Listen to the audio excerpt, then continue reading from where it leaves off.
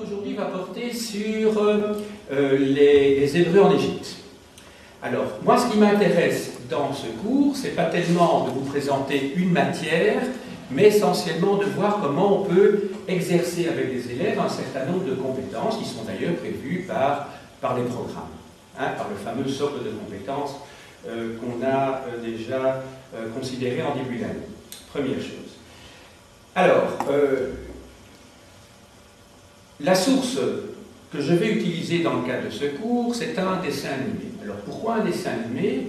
Mais parce que les enfants, quand ils sont très jeunes, rentrent très vite dans cet univers, ce qu'on appelle parfois la planète Disney, et qui va façonner leur imaginaire, je dirais, mais pour la plus grande partie de leur existence. Et vous savez que les expériences que l'on a quand on est enfant sont tout à fait déterminantes pour l'évolution de l'enfant, et puis par la suite de l'existence, l'adolescence et l'âge adulte. Et donc ça me semble très intéressant de travailler sur un dessin animé qui a évidemment, puisqu'on est dans le cadre d'un cours d'histoire, une thématique historique. Et donc, j'ai choisi Le Prince d'Égypte, qui est un dessin animé que vous connaissez sans doute, et voici mes objectifs. Alors, les objectifs sont les suivants. Sur base de l'observation, les élèves sont censés, après l'avoir vu, essayer de distinguer ce qui est vrai et ce qui est faux, ce qui est vraisemblable et ce qui est absurde. Autrement dit, ce qui a un fondement historique, qui est étayé par des preuves, par des sources archéologiques ou écrites, et ce qui, d'autre part, relève, je dirais, de l'imagination du réalisateur. Donc, ce n'est pas un exercice qui est simple. Autrement dit, c'est une initiation à la critique historique, mais adaptée à des élèves de 6e primaire. Vous vous souvenez qu'en secondaire, on travaille surtout sur des textes, principalement. À l'école primaire, je crois que c'est intéressant de travailler non seulement sur des dessins animés, mais sur des bandes dessinées, puisque ça participe quand même de l'univers mental dans lequel évoluent habituellement les enfants. Alors, d'abord quelques éléments sur l'histoire de l'Égypte que je vous donne maintenant, parce qu'il n'y a pas moyen, évidemment, de travailler sur une source comme un dessin animé si on n'a pas des bases. On ne peut pas demander aux enfants qu'est-ce qui est vrai, qu'est-ce qui est faux, s'ils ne savent rien du tout. Ce serait absurde. Donc je vous donne quelques éléments que vous devriez vous-même reprendre partiellement, préalablement dans un exposé devant vos élèves, pour qu'ils aient quand même quelques éléments pour faire leur recherche. Alors, je ne vais reprendre ici que quelques éléments qui me semblent indispensables pour comprendre le dessin animé. Donc, je ne vais pas faire toute l'histoire de l'Égypte. Alors, la première chose à savoir, c'est que l'Égypte est une civilisation qui a duré 3000 ans. C'est une civilisation qui a duré 3000 ans et qui est connue, je dirais, dans l'imaginaire de la grande masse de la population, d'abord par les pyramides et par les pharaons. C'est en général les premières images qui viennent à l'esprit. Ce sont les pyramides et les pharaons. Le pharaon, c'est un dieu incarné. Autrement dit, le pharaon fait le lien entre le monde céleste, c'est-à-dire le monde divin, et d'autre part le monde terrestre, c'est-à-dire le monde où vivent les hommes. C'est un dieu incarné, un petit peu comme l'est Jésus. On dit parfois, mais Jésus est un Dieu incarné. Et c'est propre, je dirais, à cette culture du Proche-Orient. Alors, le système religieux des Égyptiens est un système polythéiste, c'est-à-dire qu'ils croient en l'existence de plusieurs dieux ou déesses. À l'inverse, et ceci est important, du peuple face auquel ils se trouvent, dans des dessin animé, qui est le peuple des Juifs et des Hébreux. Ceux-ci sont monothéistes, autrement dit, ils ne croient qu'en un seul Dieu. Ensuite, l'Égypte est un royaume qui a été unifié très très tôt dans l'histoire, donc vers 3000, avant notre ère. Et l'Égypte résulte en fait de l'unification de toute une série de territoires qui auparavant devaient être indépendants, mais pour lesquels nous n'avons pas d'écrit, puisque l'écriture naît pratiquement au moment de l'unification d'Égypte, il y a 5000 ans. Alors, le pharaon dont il est question dans le dessin animé, c'est Ramsès II, qui est certainement le pharaon le plus connu de l'histoire de l'Égypte. Il appartient à une dynastie qu'on appelle la dynastie des Ramessides, c'est la 19e dynastie qui règne au XIIIe et XIIe siècle avant notre ère, donc sur l'Égypte, à l'époque où l'Égypte est devenue un véritable empire et n'est plus qu'un simple royaume. Parce qu'à l'époque de Ramsès, l'Égypte couvre non seulement l'Égypte, mais elle va jusqu'à la Cyrénaïque, c'est-à-dire une région qui se trouve du côté de la Libye. Elle couvre le mont Sinaï et elle couvre également le couloir syro-palestinien, ceci correspond à Israël pour l'instant, au Liban, et ça couvre également la partie occidentale de la Syrie. Je dis bien la Syrie, Syrie S-Y-R-I-E, à ne pas confondre avec une autre civilisation qui se développe à ce moment-là, qui est L' Assyrie, les Assyriens. Voilà, pas confondre. Alors, autre élément qu'il faut relever, c'est que la civilisation des Égyptiens nous est connue par des témoignages archéologiques, qui sont très nombreux. La preuve, c'est que l'Égypte reste une destination touristique prisée à l'heure actuelle, mais aussi par des textes écrits, dans une écriture qui est l'écriture hiéroglyphique, qui était l'écriture utilisée par les prêtres, par la caste sacerdotale. Cette écriture n'a été comprise qu'au début du XIXe siècle avec Jean-François Champollion, dont j'ai eu l'occasion de vous montrer la statue dans la cour du Collège de France. Alors, toute la civilisation de l'Égypte tourne autour d'un fleuve, le Nil. Alors c'est un fleuve qui prend sa source, ou plutôt ses sources, en Afrique centrale, dans la région de l'Ouganda, dans la région des Grands Lacs qui appartiennent à cette fameuse faille qui sépare l'Afrique orientale de l'Afrique centrale et occidentale, et qui suit son cours sur des milliers de kilomètres jusqu'à la Méditerranée, jusqu'au fameux delta. Ce Nil apparaît bien entendu dans des dessins animés. Alors, je crois vous avoir donné les éléments essentiels qui vont vous permettre de pouvoir distinguer ce qui est vrai et ce qui est faux dans ces dessins animés. Toutefois, je voudrais quand même attirer votre attention sur 2 ou 3 détails, mais qui n'étaient pas des détails pour les Égyptiens. C'est que les Égyptiens intègrent leur territoire dans une vision cosmique. Autrement dit, pour eux, le Nil est la source de toute vie, et on le comprend. Le Nil, il coule dans la prolongation du Sahara. S'il n'y avait pas le Nil, on serait en plein désert en Égypte. Et pour eux, la rive orientale du Nil est la rive de la vie, et la rive occidentale du Nil, c'est la rive de la mort. C'est ce qui explique que tous les palais et les temples sont construits à l'est, donc sur la rive droite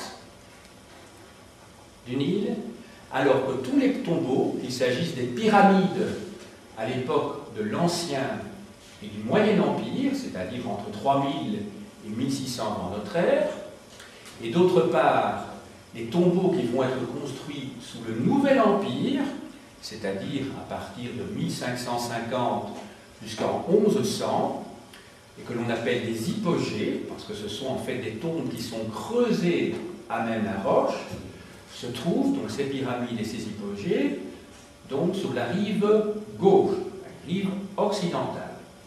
Tout cela est lié à l'observation du ciel, puisqu'ils remarquent que le soleil se lève à l'est, et c'est donc là qu'il naît, donc c'est là la source de vie, et qu'il se couche à l'ouest, à l'occident. Et l'occident représente donc la fin de la journée, et donc la mort, puisque pendant la nuit, le soleil disparaît, en fait il est englouti par la déesse Nout, qui va l'avaler et le vomir, si je puis dire, le lendemain matin, après être passé par son corps pendant toute la nuit, en étant de la mythologie, bien entendu. Et c'est ce qui explique que donc les tombeaux se trouvent toujours à l'ouest. Voilà, ça me paraît assez important parce que je vous demanderai d'être attentif à cela dans le film. Alors, une dernière chose. Quand on est professeur d'histoire, c'est destiné à être instituteur ou institutrice, on essaie toujours de retrouver la source qui a servi de base à l'élaboration du film, et en l'occurrence ici du dessin animé que nous allons voir ensemble. Vous allez voir qu'au début du dessin animé, il y a une petite présentation écrite, blanc sur fond noir. On vous dit sur base de quelle source ce dessin animé a été conçu. Et on vous dit que ce dessin animé a été conçu à partir d'un livre de la Bible qui est l'Exode. Si certains d'entre vous ont un minimum de culture religieuse, qu'elle soit juive ou chrétienne, ils savent qu'il y a 5 livres qui constituent le début et la base de l'Ancien Testament, ce que les chrétiens appellent l'Ancien Testament, et ce que les juifs appellent la Torah. Et ces 5 livres, on appelle ça le Pentateuque, parce que Penta en grec ça veut dire 5, et le Pentateuque comprend en 1 la Genèse, dont on vous parle des origines d'Adam et Ève, par exemple, Caïn et Abel, les patriarches également. Ensuite, 2, il y a l'Exode, c'est le livre qui a servi de base à ce dessin animé. 3, il y a le Lévitique. 4, il y a le livre des Nombres. Et 5, il y a le Deutéronome.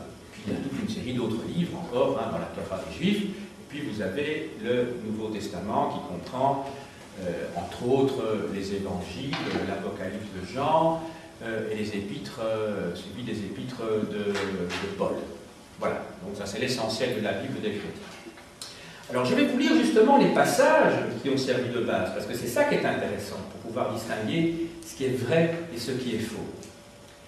Alors, je vais d'abord vous lire le passage tiré de la Bible élaborée par... C'est la Bible de Jérusalem, je crois que j'ai apporté avec moi. Je vérifie, je suis presque sûr. Oui. Donc c'est la Bible traduite par l'École biblique de Jérusalem, éditée par les éditions du CERF. C'est un éditeur très connu pour tout ce qui concerne le christianisme. Alors donc, je vous lis le passage tiré donc de l'Exode. C'est tout au début de l'Exode. Et le sous-chapitre de ce passage s'intitule « Oppression des Hébreux ». Alors je vous lis. Un nouveau roi vint au pouvoir en Égypte, pour qui Joseph était un inconnu.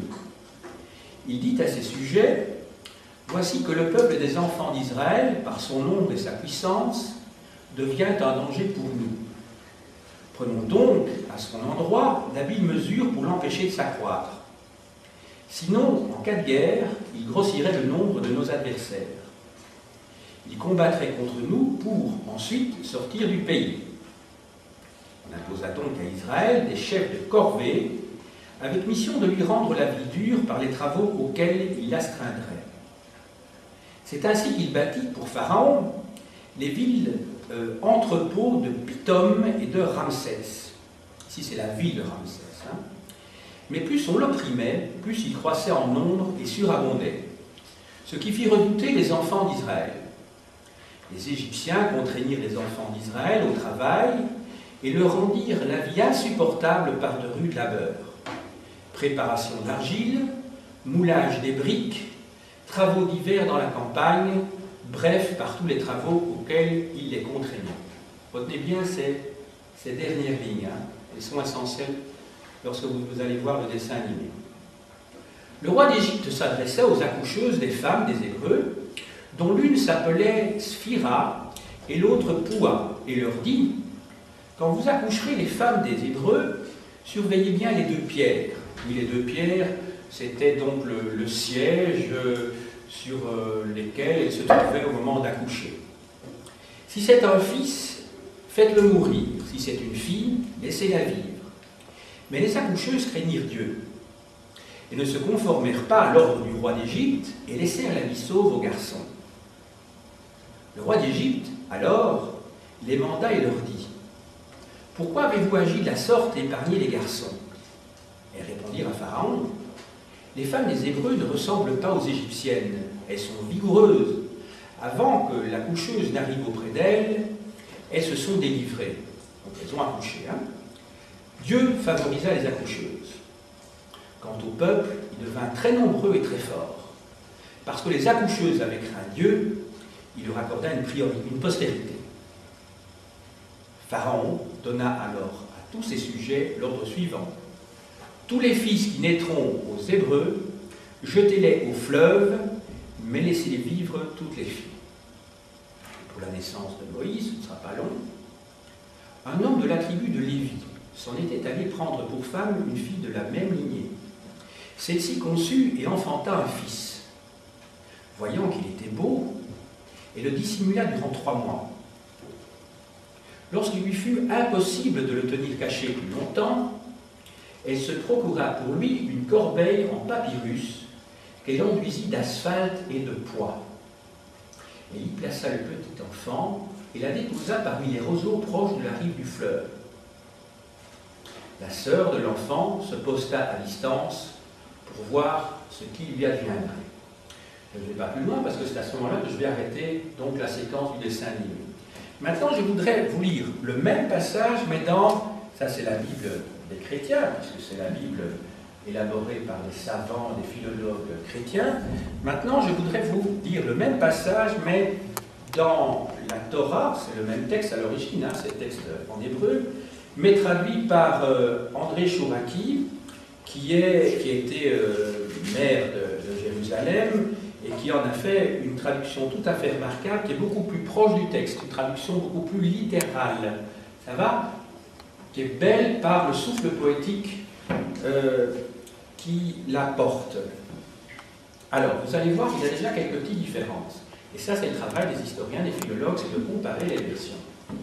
Déjà, le titre, c'est « En Misraïm ». Misraïm, c'est l'Égypte, en fait. Hein. Vous allez voir, c'est un texte plus rude, je dirais, mais qui est plus proche, donc, de la version originale. Voici les noms des Bénéi Israël qui viennent en Misraïm avec Jacob. L'homme et sa maison, ils viennent. Yehourep, Shimon, Lévi et Yehuda. Issachar, Sebouloun et Binyamin. Dan, Naphtali, Gad et Asher. Ce sont tous les êtres sortis de la cuisse de Jacob, 70 êtres, et Yosef est en Misraïm.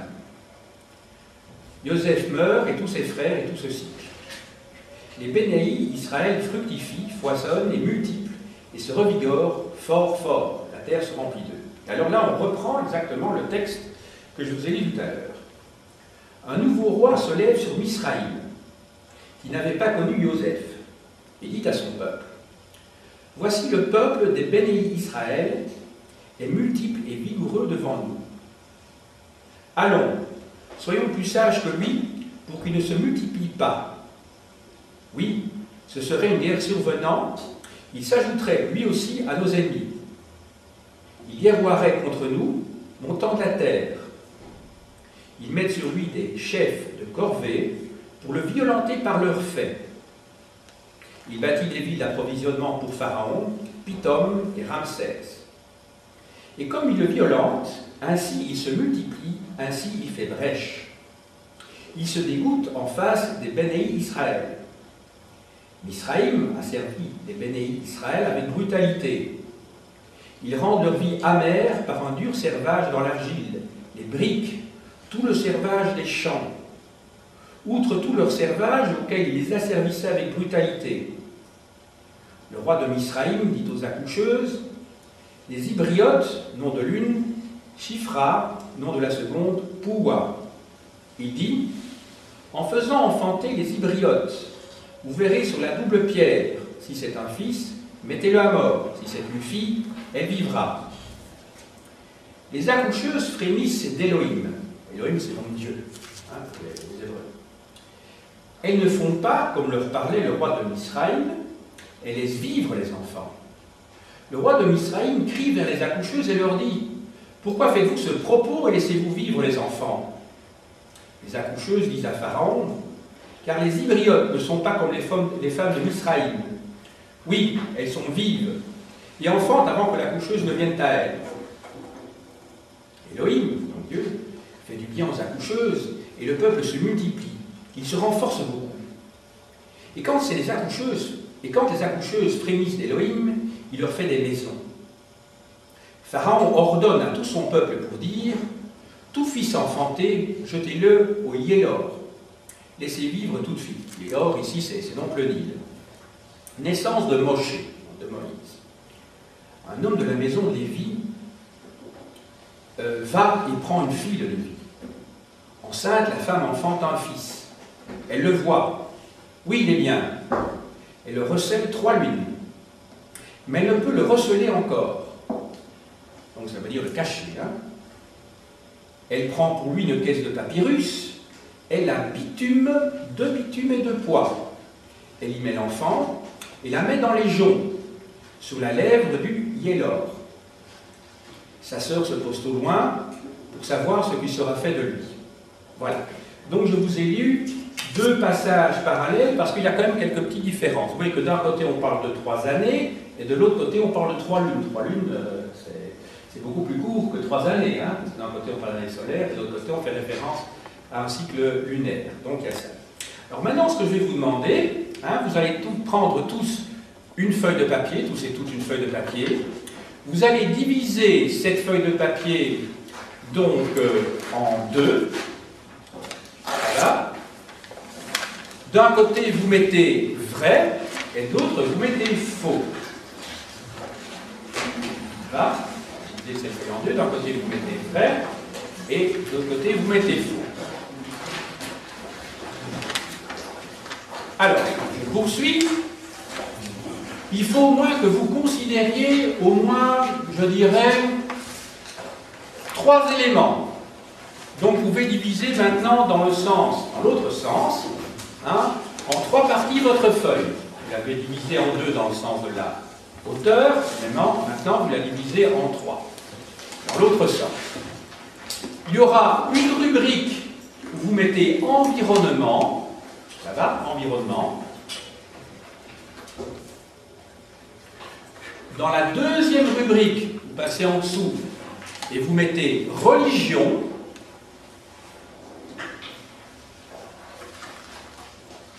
Et dans une troisième partie, vous indiquez société. Alors, vous allez donc maintenant travailler quelques minutes après que vous aurez vu évidemment la projection du film. Hein. Alors, vous regardez très attentivement le film, je le passerai même 2 fois, hein, pour être sûr que vous puissiez voir et écrire, ce qui n'est quand même pas évident. Et après cela, je vous laisserai encore du temps, hein, pour travailler vous-même. Voilà.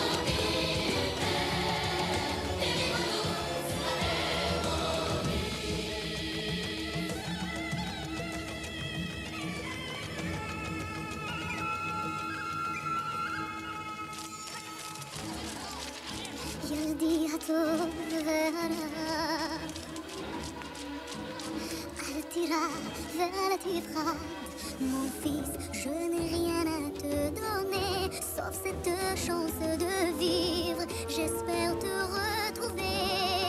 Si Dieu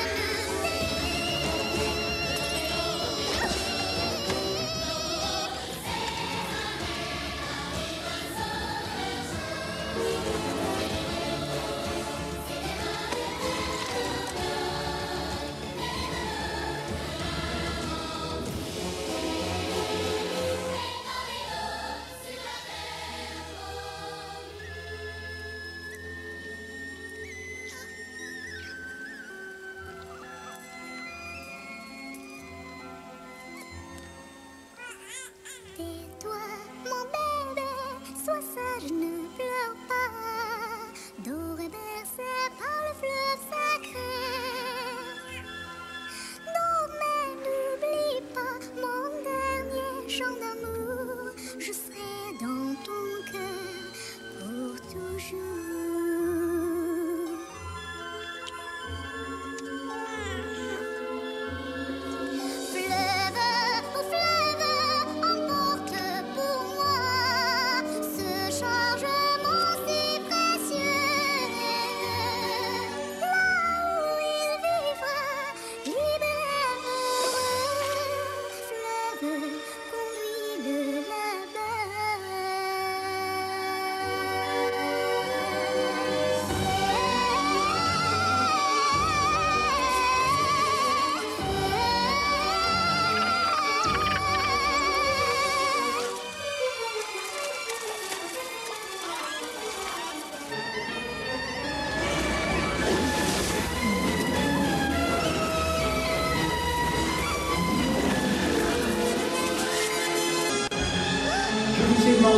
Également, lorsque vous observiez ce dessin animé, de prendre quelques notes sur la base d'un questionnaire. Je vous avais demandé de distinguer sur une feuille de papier, en traçant une ligne au milieu, le vrai du faux, en tenant compte de 3 critères, de 3 rubriques. La première, c'était l'environnement, la seconde, c'était la religion, la troisième, c'était la société. Je vais maintenant vous interroger et vous demander successivement ce que vous avez trouvé en vrai et en faux. D'abord, dans le domaine de l'environnement, je vais interroger donc Fiona. Les légumes sont respectés, vu qu'on voit à la gauche du Nil la construction du temple, c'est sans doute un temple funéraire. Un temple funéraire, tout à fait, c'est sans doute le Ramesséum, oui. Et à droite, les habitations. On voit que sur la rive orientale, voilà. Oui. Donc ça, c'est la première chose. Donc, il y a respect si c'est dans les intentions du réalisateur. Maintenant, on imagine maintenant que le réalisateur a fait un petit travail d'enquête. Le réalisateur aurait bien tenu compte donc de la position des activités sur chacune des rives. Donc sur la rive occidentale, vous trouvez des activités liées à la mort, et sur la rive orientale, des activités liées à la vie. Ça, c'est une chose. Si vous allez à Thèbes, donc, qui était la capitale des Ramsès, des Ramessides sous la 19e dynastie, on peut voir qu'effectivement, sur la rive occidentale, vous avez la vallée des rois, la vallée des reines, vous avez le temple d'Hatshepsut, qui est donc une reine du 15e siècle avant notre ère, hein, et vous avez ce temple funéraire d'Hatshepsut, qui est le temple de Der el-Bahari. Et juste à côté, vous avez une cité ouvrière où ne vivaient que des ouvriers qui travaillaient justement pour construire ces tombeaux, et la ville ouvrière de Der el-Médineh. Alors sur la rive orientale, vous avez les deux sites où se trouvent les temples très connus de Karnak et de Luxor. Tu continues? Et alors par rapport au monde animal, ça a été respecté aussi, on a vu des crocodiles, des hippopotames, des poissons. Parle un petit peu plus haut. Sur le monde animal, ça a été respecté, on a vu les crocodiles, les hippopotames. hippopotames, les poissons, les singes. Qui sont effectivement des animaux qu'on trouve dans le sud de l'Égypte, sans aucun problème, oui. Et alors aussi par rapport à la végétation, donc on voit sous la rive du Nil des papyri. Oui. Et alors où ils travaillaient, c'est le désert. C'est ça.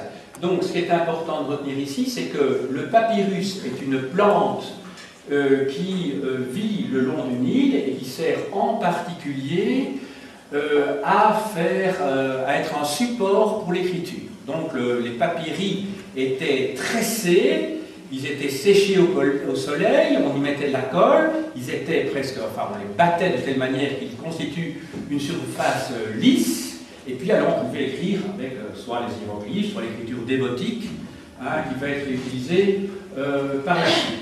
Alors tu fais référence également à la végétation et au désert, c'est ça, si j'ai bien compris. Alors la végétation, elle se trouve sur une distance qui est relativement faible, là, et le désert, il est partout. Hein, donc n'oubliez pas que le désert arabique et le désert libyque, qui se trouvent respectivement, le désert libyque à l'ouest du Nil et le désert arabique du côté oriental de l'Égypte, ne sont rien d'autre qu'une prolongation du Sahara. Et l'Égypte n'est rien d'autre qu'une grande oasis. Hein, l'Égypte n'est rien d'autre qu'un pays qui suit le cours d'un fleuve, et c'est seulement dans la région du Fayoum, beaucoup plus au nord, et dans la région du Delta, que vous avez de la végétation et des habitants. Ça va? Ok. Tu avais encore des choses à dire pour l'environnement? Pour le vrai, oui. Non.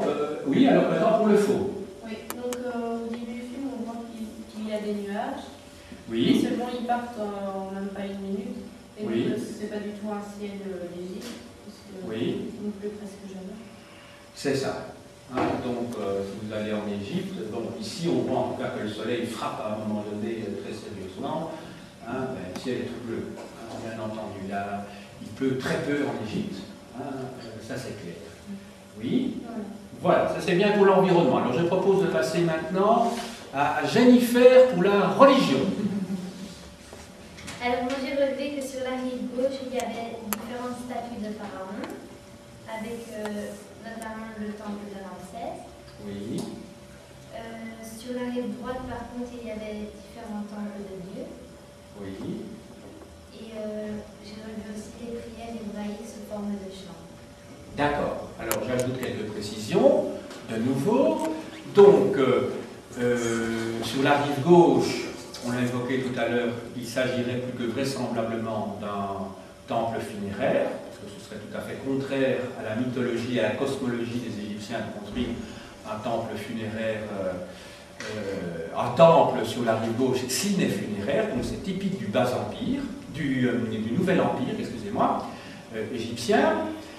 Alors, d'autre part, on voit que les temples qui se trouvent sur la rive droite sont bien des temples typiques que l'on trouve par exemple à Luxor, c'est-à-dire que vous avez devant le mur d'enceinte, vous avez donc des pylônes qui sont ces pré-murs devant l'enceinte et devant lesquels se trouvaient d'ailleurs des obélisques.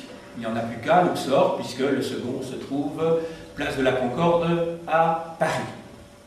D'ailleurs, les temples égyptiens étaient conçus de manière, je dirais, tout à fait logique par rapport à l'idée de mystère qu'ils voulaient induire chez les croyants. C'est ainsi qu'il y avait trois parties dans les temples égyptiens. D'abord, une grande cour où le peuple pouvait se rassembler, qui était entourée d'une colonnade. Derrière, il y avait ce qu'on appelle la salle hypostyle, c'est-à-dire une salle où il n'y avait que des colonnes, et qui ressemblait un petit peu à une forêt. Et puis, dans le fond, il y avait encore un réduit, si je peux dire, le sanctuaire proprement dit, où seul le pharaon ou son remplaçant, le grand prêtre, pouvait aller, et c'est là que se trouvait la statue du dieu. Étant entendu que dans la cour, plutôt dans la salle intermédiaire, la salle hypostyle, seuls les membres de la famille royale et des hautes castes pouvaient se rendre. Voilà. Alors, ça c'est pour les Égyptiens. Maintenant, en ce qui concerne les Hébreux, ils font référence à Elohim, hein, qui est donc la divinité. Hein, les Hébreux sont monothéistes, à l'inverse des Égyptiens.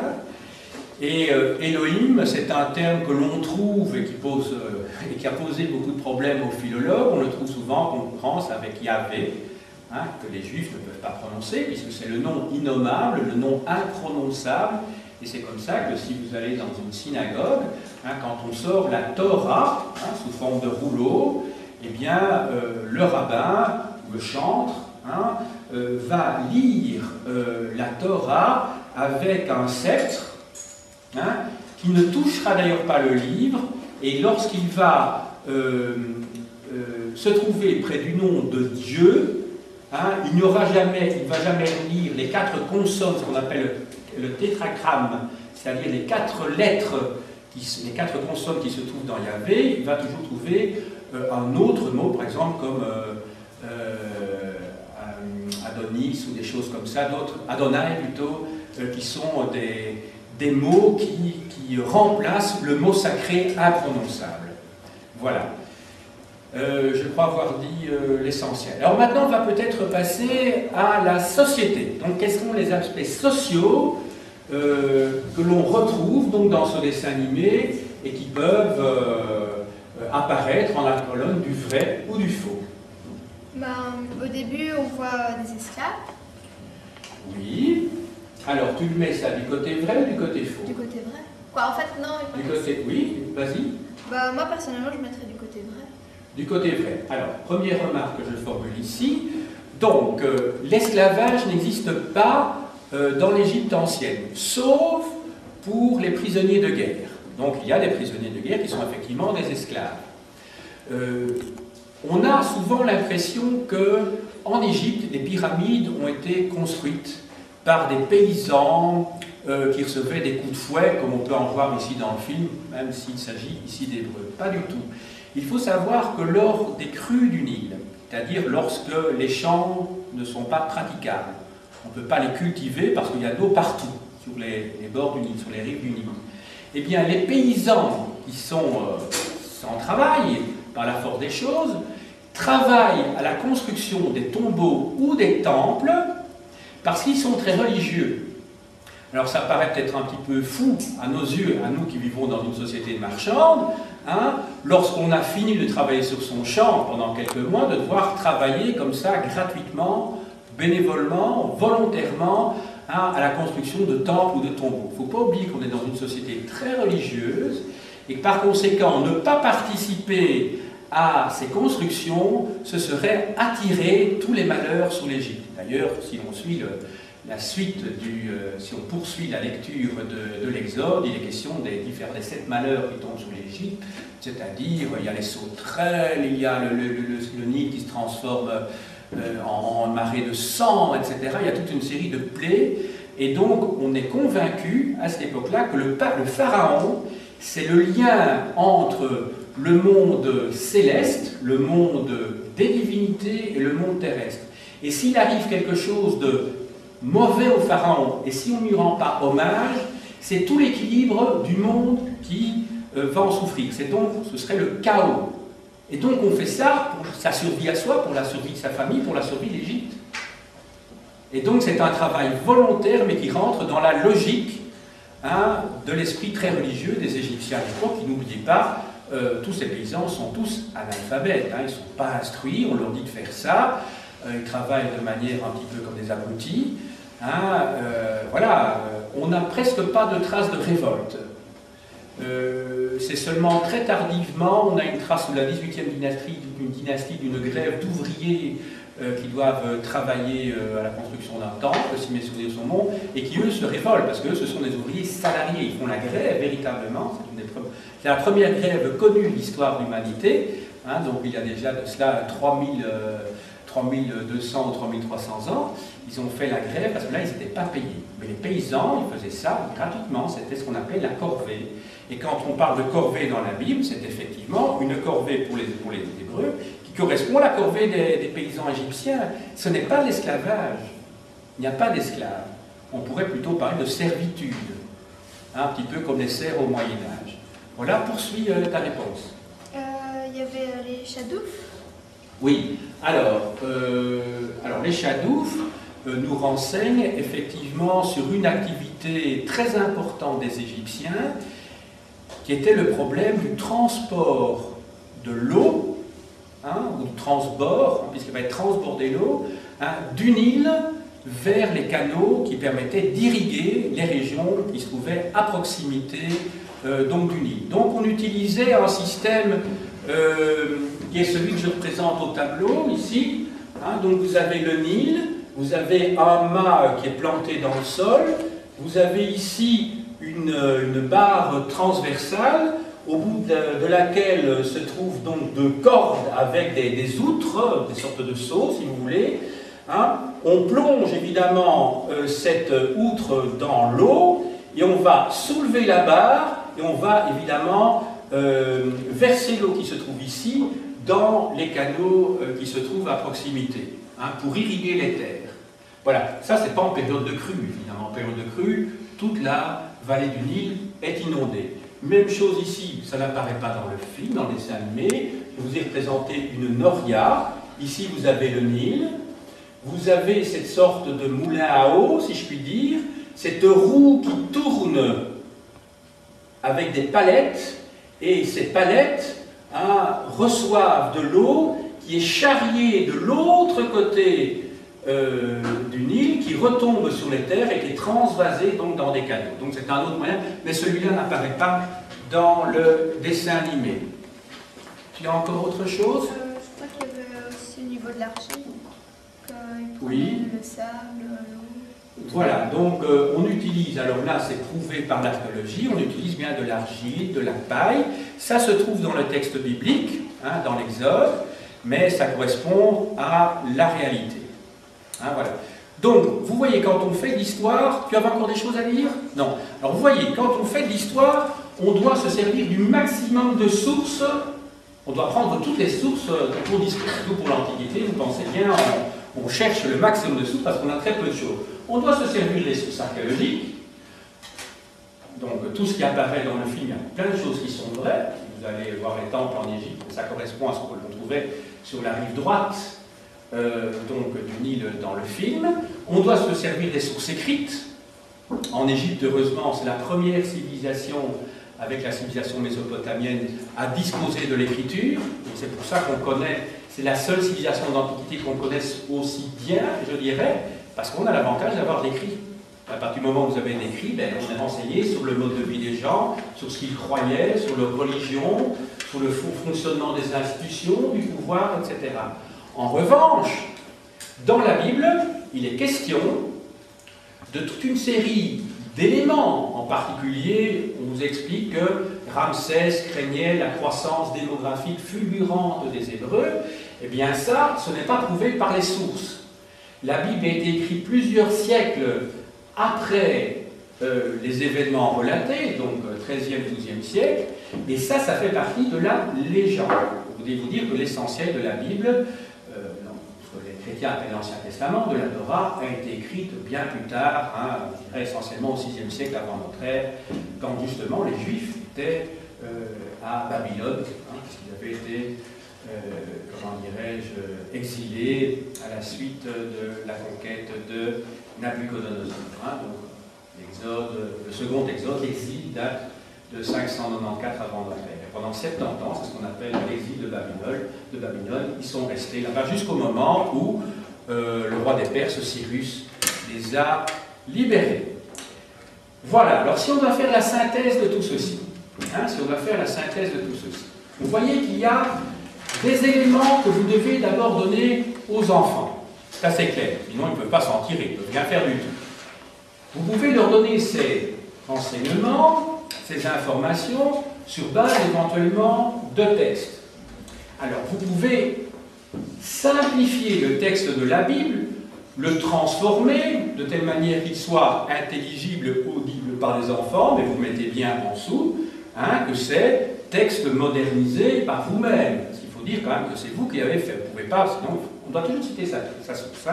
Vous pouvez mettre en 10 lignes les éléments qui me semblent importants uniquement pour la compréhension du dessin animé. Le travail, vous voyez, ils sont en train de travailler dans l'argile, ils sont en train de subir la corvée. Ça, il faut le mettre. Un petit texte comme ça. Vous pouvez arriver également avec des reproductions de temples égyptiens, pour qu'ils puissent, lorsqu'il faudra discriminer le vrai du faux, pour qu'ils puissent justement exercer leur esprit critique. Il ne faut pas leur en demander trop. Moi, évidemment, j'ai poussé les choses beaucoup plus loin que vous ne pourriez le faire avec les élèves, volontairement. Mais je crois qu'en 6e primaire, il y a quand même moyen d'initier quand même les élèves à l'histoire et à la critique historique. Hein, je vous rappelle que les dessins animés sont une source formidable je dirais, pour former les enfants, d'autant plus qu'ils ont vécu depuis leur toute petite enfance avec ces dessins animés. Et donc, on aurait pu faire le même exercice avec Blanche-Neige. Hein, là, il y a des travaux qui ont déjà été publiés là-dessus, mais avec Blanche-Neige, c'est une source aussi remarquable. Hein.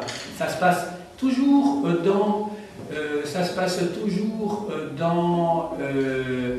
des châteaux au Moyen-Âge. Et on croit que c'est le Moyen-Âge. Si vous voulez bien le costume du prince charmant, c'est un habit de la Renaissance, c'est pas un habit du Moyen-Âge, c'est peut-être fin 15e, début 16e. Il y a des éléments qui sont, comment dirais-je, tout à fait contemporains. C'est passionnant, vous savez, de travailler un petit peu sur les dessins animés. Hein. Si vous prenez Bambi, ben là c'est toute la société patriarcale qui est mise en place. N'oubliez pas que Blanche-Neige, ça date de quand? Ça date des années 30. Un Bambi, je ne pourrais pas vous donner la date, je ne la connais pas par cœur. Mais il est très important de savoir quand le dessin animé a été réalisé. Regardez ça, s'il te plaît. Donc, il faut être toujours très attentif au moment où le dessin animé a été réalisé. Parce qu'il est toujours le reflet de la société dans laquelle il a été conçu. Ça, c'est clair. Ça, c'est clair. La plupart des dessins animés de Walt Disney, c'est conçu, les premiers ont été conçus dans les années 30, à l'époque de la grande crise économique. Vous savez, 1929, en 1932-33, plusieurs millions de chômeurs aux États-Unis. Et donc, il faut essayer de comprendre, je dirais, ces dessins animés à partir de la société de l'époque, et inversement. Un historien, d'ici 200-300 ans, pourrait comprendre l'état d'esprit des Américains des années 30 à partir de Blanche-Neige. Ça va? Oui, inversement. Parce que ça nous informe sur les mentalités, même sur ce qu'il y avait dans la tête des enfants. Et maintenant, les enfants le regardent avec le message universel de Blanche-Neige. Et puis avec le regard des Américains des années 30. Et donc vous savez que les contes sont une source inépuisable, je dirais, d'informations sur notre inconscient, qui permet d'éduquer les enfants. Si vous lisez les contes des frères Grimm, si vous lisez, bon, qui étaient des Allemands, si vous lisez les contes d'Andersen, qui était un Suédois, si vous lisez les contes de Charles Perrault, hein, qui était le frère jumeau de Claude Perrault, dont nous avons vu la colonnade au Louvre, hein, quand nous avons été à Paris, eh bien, vous avez évidemment, ce sont des sources formidables, évidemment. Hein. Voilà, donc je vais en rester là. Je voudrais simplement, j'espère seulement avoir suscité chez vous un intérêt pour l'utilisation critique de cette source d'information. Et il y a moyen de faire de l'histoire intelligemment, je ne dirais pas de manière ludique, c'est un mot qui est très utilisé à l'heure actuelle, mais de manière intéressante pour les enfants. Je préfère le mot intéressant au mot ludique. Voilà, j'ai dit. Merci.